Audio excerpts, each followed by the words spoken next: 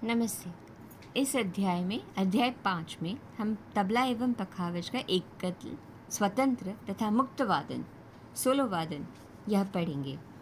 चलते हैं तबला की ओर। तबला स्वतंत्र या मुक्त वादन। गायन का अच्छा ज्ञान रखने वाले विचारवान एवं प्रतिभावान तबला वादक कलाकारों को ऐसा प्रतीत होने लगा कि गायन में जिस प्रकार एक प्रबंध प्रस्तुत किया जाता है, वैसे ही एक सुनियोजित, अखंड, विकसित होती विस्तारक्षम एवं कल्पनापूर्ण सौंदर्यकारक वैचारिक रचनाओं की एक श्रृंखला मालिका स्वतंत्र तबला में भी प्रस्तुत की जाए। इस ध्येयासक्ति के फलस्वरूप समर्थ प्रतिभावान कलाकारों ने विविध जातियों की रचनाओं का निर्माण किया। पेशकार वादन प्रकार स्वतंत्र तबला वादन में आलापी की भूमिका अदा करता है। किम बहुना अक्सर स्वतंत्र तबला वादन में गायन की आलापी के लिए स्वतंत्र रचना पैदा करने, उसका विस्तार करने से प्रयत्न से परिणाम स्वरूप ही पेशकार वादन की निर्मित हुई। कायदा। किसी भी कला प्रस्तुतिकरण में 4 मूलभूत अंग होते हैं। 1. उसका शास्त्र, 2. उसका ज्ञान, 3. कुशलता, कारीगरी, स्किल एवं 4. उसे प्रस्तुत करने की रीति। कोई भी कला निरी कला नहीं रहती, कालांतर में उस काल का एक शास्त्र बनता है। फलतः तबला वादन भी निरी कला नहीं रह गई, बल्कि उसका भी एक शास्त्र है। तबला वादन में पखावज से प्राप्त शब्द तथा केवल तबले से पैदा हुए कुछ महत्वपूर्ण शब्द समूह ठीक तरह से हाथ में बैठ जाएं, चढ़ जाएं, इसलिए मात्र तैयारी के लिए कुछ छोटी रचनाएं रची गईं।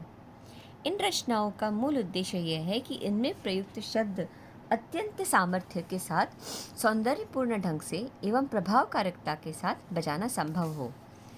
कायदे शुरू में यद्यपि रियाज के लिए निर्मित हुए हों, तो भी अच्छी सौंदर्य दृष्टि रखने वाले प्रतिभावान वादकों को उन रचनाओं का रियाज करते समय शायद सौंदर्य निर्मिति का एक निराला ही आनंद प्राप्त हो गया। इन रचनाओं में उन्होंने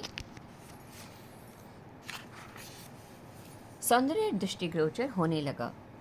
नवीन रचनाओं में उन्होंने समझदारी के साथ सौंदर्य पैदा किया।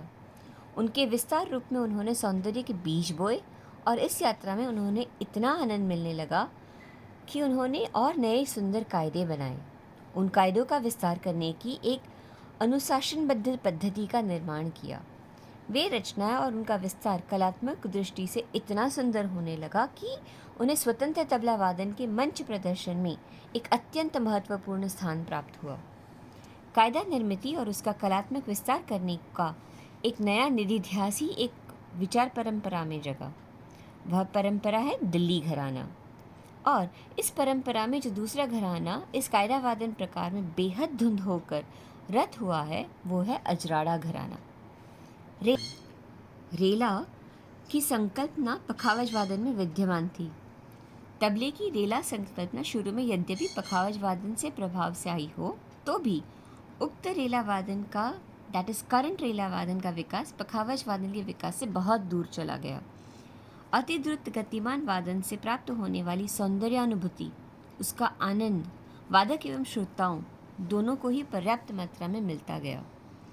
फलतः तबला वादन के लिए अनेक रेला रचनाएं बांधी गई और इन प्रभावशाली रेलाओं को स्वतंत्र तबला वादन में मंच प्रदर्शन में कायदे के जितने ही महत्वपूर्ण एवं समान का स्थान प्राप्त हुआ। रेला निर्मिति में से अथवा स्वतंत्र रूप में एक रॉ निर्मिति की संकल्पना का भी उदय हुआ। रेला रॉ की संकल्पना प्रमुखतः अजराड़ा, लखनऊ और फर्रुखाबाद घराने के वादन में प्रचलित हो गई और वे इन घरानों में महत्वपूर्ण वादन प्रकार के रूप में बजाए जाने लगे। तबला वादन का उत्तरांग सामान्यतः ताल की मध्य और द्रुत लय में बजाया जाता है और लय में अत्यंत कर्णमधुर, विविध शब्द संपत्ति से समृद्ध एवं कल्पनामृत रचनाएं होती हैं। इन रचनाओं का वर्गीकरण करना हो तो उन्हें गत, टुकड़े, परन, चक्रधार, दुपल्ली, त्रिपल्ली, फरद, कमाली परन, फरमाइशी परन, नौहक्का इत्यादि नामों से संबोधित किया जाता है। इन सब रचनाओं को मोटे तौर पर गत टुकड़े के नाम से संबोधित किया जाता है। ये सब रचनाएं सीमित आकार परंतु अलग अलग सूरत की होती हैं। प्रत्येक रचना का बंध, गढ़न, शब्द योजना, गणित, गतिमानता, ध्वनि सौंदर्य, नज़ाकत आदि सब भिन्न भिन्न होते हैं। सारांश के रूप में हम ये कह सकते हैं कि पेशकार, कायदा, रेला एवं गत टुकड़ा आदि तबले के विविध अंगों के यथोचित कलात्मक प्रदर्शन के जरिए स्वतंत्र वादन प्रस्तुत होता रहता है। तबला संगति, जिस किसी संगीतकार के प्रस्तुति के दौरान कुछ दूसरे संगीतकार उसके रचनात्मक संगीतिकी सहयोग देते हैं तो उसे संगीत की भाषा में संगत या संगति कहते हैं।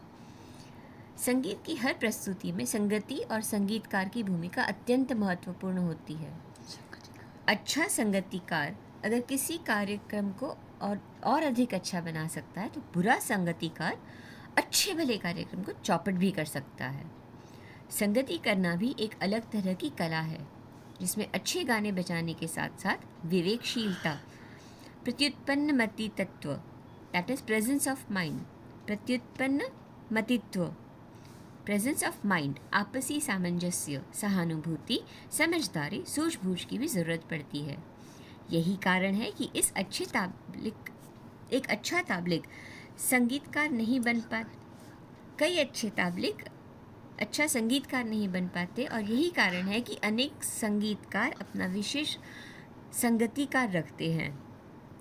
तबला संगति के संदर्भ में बात करें तो विद्वानों ने मुख्यतः 3 प्रकार की संगतियाँ मानी हैं। अनुसंगति, जब कोई संगीतकार अपनी रचना प्रस्तुत करता है और उस समय तबला वादक सीधा ठीका बजाता है, लेकिन उस रचना के समापन के बाद जब ताबलिक उस संगीतकार का अनुसरण करता है और उसकी रचना से मिलती जुलती रचना प्रस्तुत करता है तो उसे अनुसंगति कहते हैं।